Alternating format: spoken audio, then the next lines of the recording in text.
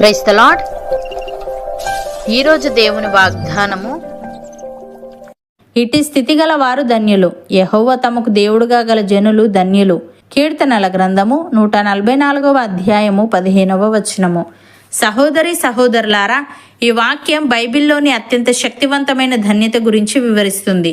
ఈ కీర్తన చివరి వచనంలో భక్తుడైన దావీదు ఒక గొప్ప ముగింపు ఇస్తున్నాడు. లోకంలో ధనముంటే ధన్యులని, అధికారముంటే గొప్పవారని అనుకుంటారు. కానీ నిజమైన ధన్యత సంపాదనలో లేదు, అది మనం కలిగి ఉన్న దేవునిలో ఉంది. యెహోవాను తమ దేవుడుగా అంగీకరించిన వారు పొందే ఆశీర్వాదం సాటిలేనిది.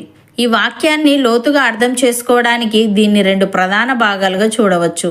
మొదటిగా ఇట్టి స్థితి గల వారు ధన్యులు అని ఉంది. ఇక్కడ ఇట్టి స్థితి అంటే ఏమిటో తెలుసుకోవాలంటే ఈ వచనానికి ముందున్న భాగాలలో దావీదు చెప్పిన కొన్ని విషయాలను గమనించాలి. మన కుమారులు మొక్కల వలె ఎదగడం, కుమార్తెలు నగరు స్తంభాల వలె ఉండడం, కొట్లు ధాన్యంతో నిండి ఉండడం, పశువులు వృద్ధి చెందడం మరియు వీధుల్లో ఎటువంటి అలజడి లేకపోవడం, ఇవన్నీ ఉన్న స్థితిని లోకం ధన్యత అంటుంది. మన కుటుంబం, ఆర్థిక స్థితి మరియు సమాజంలో శాంతి ఉండడం దేవుడు ఇచ్చే కృప. అయితే ఇవి కేవలం దేవుని వల్ల మాత్రమే కలుగుతాయని గ్రహించినప్పుడే ఆ స్థితికి విలువ ఉంటుంది. ఉదాహరణకు అబ్రహాము జీవితం ఇట్టి స్థితికి ఒక పరిపూర్ణమైన ఉదాహరణ. దేవుడు అతన్ని అన్ని విషయాల్లో ఆశీర్వదించాడు. అబ్రహాము పశువులు, వెండి, బంగారములు కలిగి బహుధనవంతుడై ఉండెను. అబ్రహాముకు కేవలం ఆస్తి మాత్రమే కాదు, దేవునితో సరైన సంబంధం ఉంది. అందుకే అతడు ధన్యుడు. అలాగే యోబు మొదటి స్థితిని గమనిస్తే అతనికి 7 కుమారులు, 3 కుమార్తెలు ఉండేవారు. వేల సంఖ్యలో గొర్రెలు, ఒంటెలు, ఎడ్లు ఉండేవి. తూర్పు దిక్కు జనులందరిలో అతడే గొప్పవాడు. అయితే యోబు తన సంపద కంటే దేవునికే ఎక్కువ ప్రాధాన్యత ఇచ్చాడు.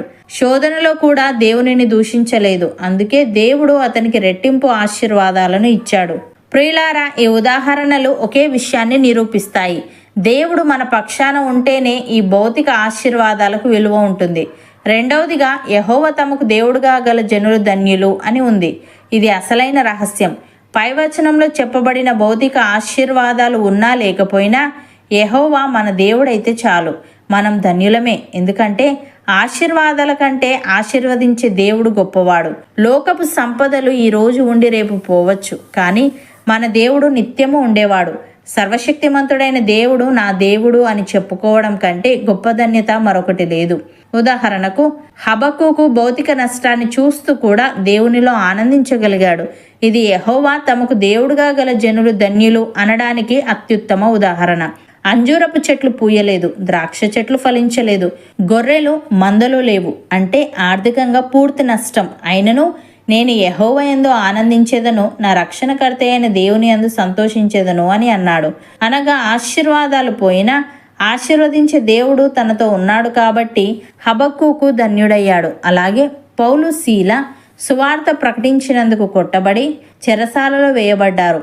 అక్కడ వారికి ఎటువంటి భౌతిక సుఖాలు లేవు. పైగా శరీరమంతా గాయాలు ఉన్నాయి.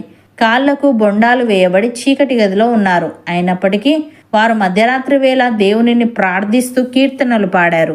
అనగా బాహ్య పరిస్థితులు దారుణంగా ఉన్నా దేవుడు తమ పక్షాన ఉన్నాడని నిశ్చయత వారిని ధన్యులను చేసింది. చివరిగా నిజమైన ధన్యత అనేది మన దగ్గర ఏముంది అనే దాని మీద ఆధారపడి లేదు, మనం ఎవరికి సంబంధించి ఉన్నాము అనే దాని మీద ఆధారపడి ఉంటుంది. భౌతిక ఆశీర్వాదాలు దేవుడు మనకు ఇచ్చే అదనపు బహుమానాలు. మన కుమారులు, కుమార్తెలు వృద్ధి చెందడం, ఆర్థిక సమృద్ధి కలగడం, సమాజంలో శాంతి ఉండడం దేవుని కృపకు తార్కాణాలు.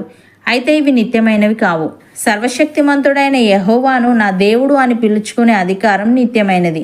హబక్కూకు ఆస్తి లేకపోయినా, పౌలు, శీలలకు స్వేచ్ఛ లేకపోయినా వారు ధన్యులుగానే మిగిలారు. ఎందుకంటే వారి ఆనందానికి మూలం దేవుడే.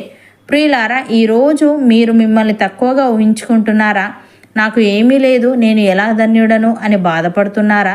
ఒక్కసారి గమనించండి, మీరు ఆరాధించే దేవుడు సామాన్యుడు కాదు. భూమి ఆకాశంలోని సృష్టించిన యెహోవా మీకు తోడుగా ఉన్నాడు. ఆయనే మీ కాపరి, ఆయనే మీ తండ్రి. ఇంతకంటే గొప్ప భాగ్యం ఇంకేముంది? మీ కుటుంబం మీద, మీ పిల్లల మీద ఆయన కృప ఉంది. మీ ఇల్లు శాంతితో నింపబడుతుంది. లోకపు ఐశ్వర్యం మిమ్మల్ని విడిచిపెట్టినా మీ దేవుడు మిమ్మల్ని విడువడు. యెహోవాను మీ హృదయంలో ప్రతిష్ఠించుకోండి. అప్పుడు మీరు నిజంగా ధన్యులుగా మార్చబడతారు. మీ అవసరాలన్నీ ఆయన తీరుస్తాడు. మీ ప్రాకారాలలో నెమ్మదిని ఇస్తాడు. ఆయన రాజ్యంలో మీరు వారసులుగా ఉంటారు. నమ్మిన వారు నాతో పాటు ప్రార్థనలో ఏకీభవించండి. పరిశుద్ధుడా, ప్రేమగల తండ్రి, ఇట్టి స్థితిగల వారు ధన్యులు అని, యెహోవా తమకు దేవుడుగా గల జనులు ధన్యులు అని అనగా, లోక సంబంధమైన ధనధాన్యాల కంటే నిన్ను మా దేవుడుగా కలిగి ఉండడమే మా జీవితాలకు సంపూర్ణమైన ధన్యత అని సెలవిచ్చావు. తండ్రి, నీకు స్తుతులు. దేవా, అబ్రహాము మరియు యోబు వలె మేము భౌతిక ఆశీర్వాదాలను పొందుకున్నప్పుడు గర్వపడకుండా వాటన్నిటికీ మూలము నీవేనని గుర్తించి నీతో సరైన సంబంధం కలిగి ఉండుటకు సహాయము దయచేయమని, హబక్కూకు వలె మాకు భౌతికమైన నష్టాలు ఎదురైనా, పౌలు శీలల వలె బంధకాలలో ఉన్న పరిస్థితులతో సంబంధం లేకుండా నీ యందు ఆనందిస్తూ నా దేవుడు నాతో ఉన్నాడు అనే ధైర్యముతో మేము నిరంతరం నిన్ను స్తుతించే వారంగా ఉండుటకు కృపచూపమని, మా ఆనందానికి మూలము లోకపు వస్తువులు కాకుండా నీవు మాత్రమే అయ్యుండునట్లు మా హృదయాలను నీవే స్థిరపరచమని యేసుక్రీస్తు నామమున ప్రార్థిస్తున్నాము తండ్రి. ఆమెన్.